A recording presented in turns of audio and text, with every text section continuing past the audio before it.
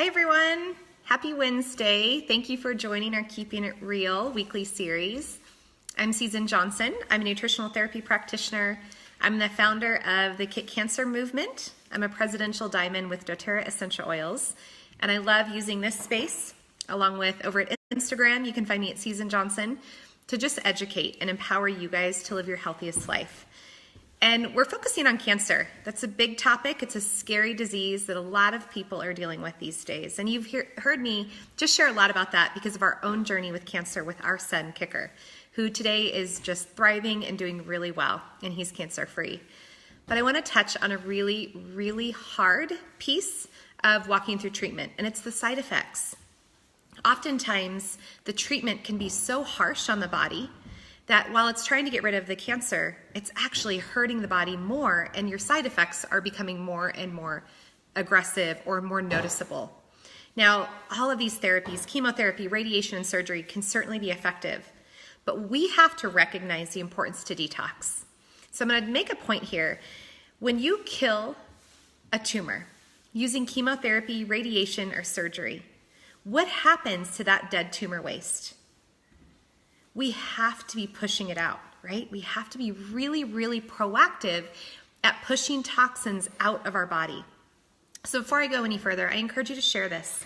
If you know somebody that is walking through cancer right now and really struggling and feeling a lack of hope, share this information with them. And I even linked to the blog post that has my 10 tips on how to minimize side effects with cancer going through chemotherapy, radiation, and surgery. So when we push the dead tumor waste out of our body, we're letting our liver and kidneys not have to work as hard. We're giving them a little bit of a break. Our liver and kidneys, our skin, even our lungs, they're all designed to help detox. But when we're under the onslaught of really toxic poisons like chemotherapy, a really toxic disease like cancer, we have to give it a boost, and we have to be able to detox. And to help the oncologist with their job, which is trying to kill the cancer cells, then we have to step in and take a little bit of control of pushing the toxins out of the body. You know, recurrence is a big issue too. And the reason that we see such a high rate of recurrence in cancer is because we cut, poison, and burn, but we never really address the underlying cause of what happened. And we're also not actively detoxing the dead tumor waste out of the body, and it's just sitting there stagnant and creating more disease. One of the reasons that side effects are so prominent is because of the medication. So for example, I'm going to just talk today about nausea. Nausea and vomiting is really, really common when you're undergoing chemotherapy and radiation. One of the main causes of that is an overburdened liver. Your liver's on the right side of your body, right between your rib cage and your hip bone. And when your liver is overburdened, it's going to basically back up and clog the bile duct in your gallbladder. And you're going to feel so much nausea and potentially be vomiting. So one of the best ways to get rid of that nausea, vomiting side effect, is to detox the liver.